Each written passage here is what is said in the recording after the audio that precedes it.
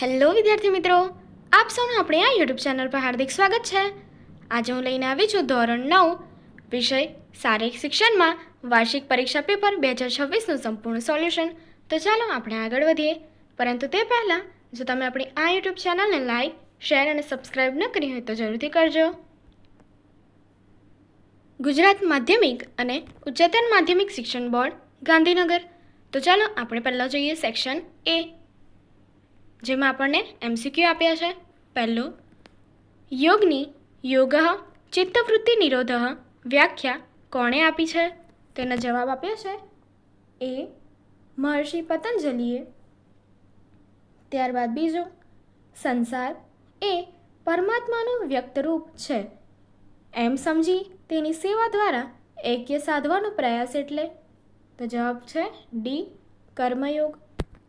ત્રીજું, જેણે શ્વાસને બાંધ્યો છે તેણે મનને પણ બાંધ્યું છે. પ્રાણાયામની આ વ્યાખ્યા શેમાં આપવામાં આવી છે? જવાબ છે ડી હઠયોગ પ્રદીપિકામાં. પ્રશ્ન 4, કયો મંત્ર બોલીને સૂર્ય નમસ્કારની 12મી સ્થિતિની શરૂઆત કરવી જોઈએ? જવાબ છે એ ઓમ ભાસ્કરાય નમઃ.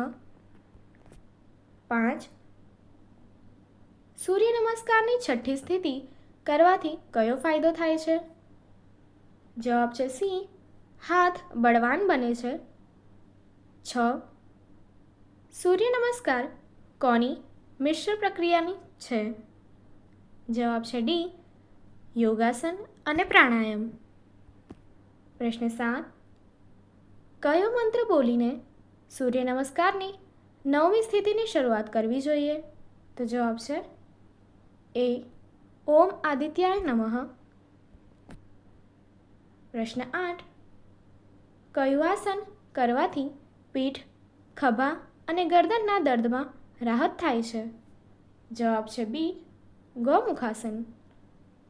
પ્રશ્ન 9, કયું આસન બેઠાની સ્થિતિમાં કરવાનું છે? તો એનો જવાબ છે ડી પદ્માસન. પ્રશ્ન 10, સ્ટેન્ડિંગ બ્રોડ જમ્પ કસોટીની મુખ્ય હેતુ શું છે? જવાબ છે સી ખેલાડીની ઉછાળ શક્તિ માપવાનો. પ્રશ્ન 11, 6x10 મીટર દોડ કસોટીનો મુખ્ય હેતુ શું છે? જવાબ છે બી ખેલાડીની ચડકતાનું માપન કરવાનું. પ્રશ્ન 12, વ્યક્તિ તેની બધી ક્ષમતાઓ અને ક્ષતિઓ જૂથો, સમુદાયો, સંસ્થાઓ વગેરે સાથે તાલમેળ ધરાવે છે તો તેને શું કહે છે? જવાબ છે ડી સામાજિક સ્વાસ્થ્ય. પ્રશ્ન 13, સ્વાસ્થ્યને કેટલા પ્રકારના પાસામાં વિભાજિત કરવામાં આવ્યું છે? જવાબ છે બી 3. પ્રશ્ન 14, સીધો ઊંચો કૂદકો કસોટીમાં ખેલાડીને કેટલી તક આપવામાં આવે છે?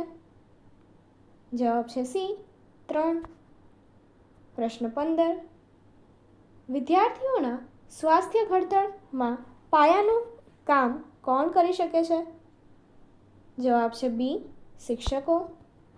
પ્રશ્ન 16, બપોરના તડકામાં દોડવાથી શેનો ભય વધુ રહે છે? તો જવાબ છે સી આપેલ બંને, એટલે કે ડિહાઇડ્રેશન કે જેમાં શરીરમાં પાણી ઘટી જવાનું હોય છે, અને બીજું છે સનસ્ટ્રોક કે જેને લૂ લાગવું કહે છે. એ બંનેનો ડર વધુ રહે છે. ત્યારબાદ પ્રશ્ન 17, સતત રક્તસ્રાવના ઈજા પામેલ અવયવને કોની સપાટીથી ઊંચે રાખવો જોઈએ? જવાબ છે બી હૃદયની. પ્રશ્ન 18, રુધિરસ્રાવ વખતે શીરામાંથી નીકળતું રુધિર કેવા રંગનું હોય છે? જવાબ છે બી જાંબુડિયા રંગનું. પ્રશ્ન 19, કસરત કરવાથી શામાં રાસાયણિક પ્રતિક્રિયા ઝડપી બને છે? જવાબ છે એ સ્નાયુઓમાં. પ્રશ્ન 20, કયા અંતરની દોડમાં બધા ખેલાડીઓ પોતાને અનુકૂળ ગલીમાં દોડવાની છૂટ અપાય છે? તો જવાબ છે ડી મધ્યમ. પ્રશ્ન 21. કયા કદમો પૂરા થાય તે પછીના દોડ પૂરી થાય ત્યાં સુધી કદમો સૌથી વધારે ઝડપી કદમો હોય છે? તો જવાબ છે એ અંતરાળ. પ્રશ્ન 22. ટૂંકા અંતરની દોડમાં સૌથી ઝડપી કદમાવું વખતે હરીફનું શરીર કેટલા અંશના ખૂણે આગળ તરફ ઝૂકેલું હોય છે? જવાબ છે બી 25. પ્રશ્ન 23.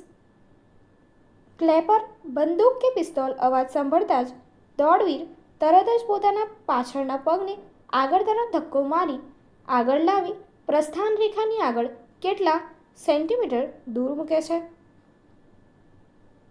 જવાબ છે સી 45 થી 60 સેન્ટીમીટર. પ્રશ્ન 24. આગમન દોડમાં છેલ્લું કદમ કેવું લેવામાં આવે છે? જવાબ છે બી થોડું ટૂંકું. પ્રશ્ન 25.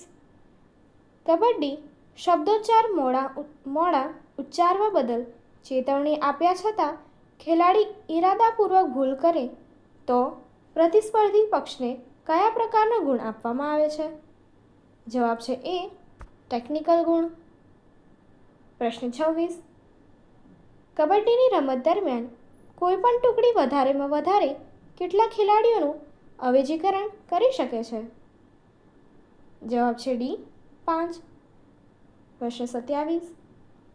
જુનિયર ભાઈ બહેનો માટેના કબડ્ડીના મેદાનમાં અંતરેખાથી પ્રતીક્ષા પ્રદેશ કેટલો દૂર હોય છે? જવાબ છે ડી 2 મીટર. પ્રશ્ન 28. ટક્કરપટ્ટીનો ઉપયોગ રમત દરમિયાન ક્યારે થાય છે? જવાબ છે બી ટક્કર થાય ત્યારે.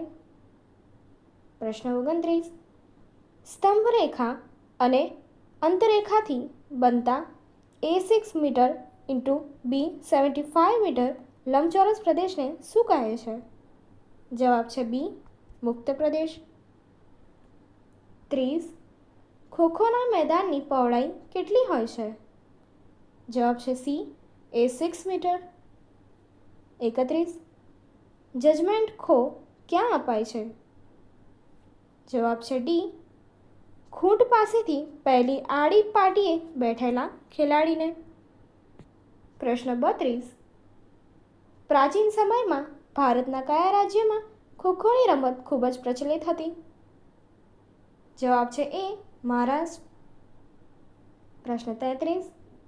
ગુજરાતના કયા જિલ્લાઓનું ખોખોની રમતમાં સારું પ્રભુત્વ છે? જવાબ છે ડી ખેડા, પંચમહાલ અને કચ્છ. પ્રશ્ન 34.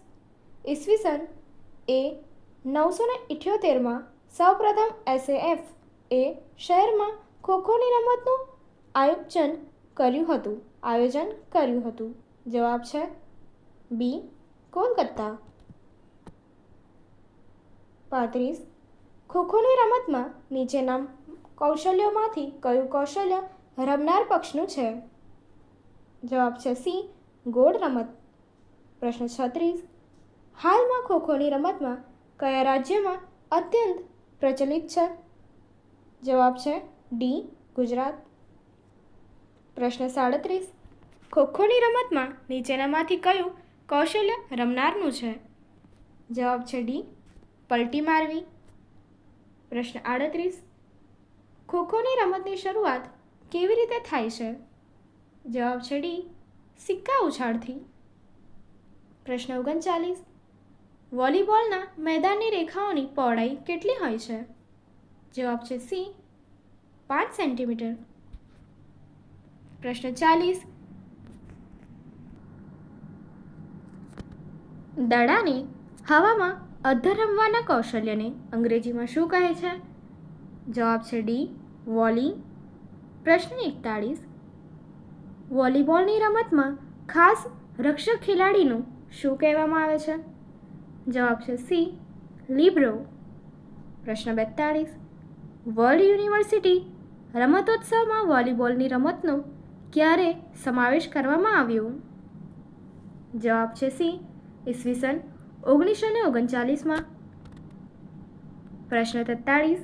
પ્રથમ એશિયન વોલીબોલ ચેમ્પિયનશિપની સ્પર્ધા ક્યારે યોજવામાં આવી હતી? જવાબ છે એ, ટોક્યોમાં. પ્રશ્ન 44. વોલીબોલની રમતનો નિર્ણાત્મક પાંચમો સેટ કેટલા ગુણનો હોય છે? જવાબ છે બી, 15. પ્રશ્ન 45. એન્ટેનાની લંબાઈ કેટલી હોય છે? જવાબ છે બી, 1.80 મીટર. પ્રશ્ન 46. વોલીબોલની રમતમાં ટાઈમ આઉટની સમય મર્યાદા કેટલી હોય છે? જવાબ છે સી, 30 સેકન્ડની. પ્રશ્ન 47. ઇંગ્લેન્ડની ક્રિકેટ ટીમે ભારતની મુલાકાત ક્યારે લીધી? જવાબ છે સી, ઈસવીસન 1889 થી 1890માં. પ્રશ્ન 48. નીચેના કૌશલ્યોમાંથી કયું કૌશલ્ય બોલિંગ કરનારનું છે? જવાબ છે સી, લેગ સ્પિન બોલિંગ. પ્રશ્ન 49. ક્રિકેટની રમતમાં બોલિંગના મુખ્ય કેટલા વિભાગ હોય છે? જવાબ છે એ, 2. પ્રશ્ન 50. બોલરે નાખેલો દડો બેટ્સમેન રમી શકે નહીં અને પાછળના સ્ટમ્પ્સને દડો અડવાથી બેલ્સ કે બેટ કે સ્ટમ્પ્સ પડી જાય અથવા બેટ્સમેન દડો રમે અને તે દડો સ્ટમ્પને અથડાઈને બેટ્સ કે સ્ટમ્પને પાડી દે તો બેટ્સમેન કેવો આઉટ થયેલો ગણાશે? જવાબ છે સી, બોલ્ડ આઉટ. આગળની એક્ટિવિટી જોવા માટે અહીં આપેલી એન્ડ સ્ક્રીન પર ક્લિક કરો. Thank you.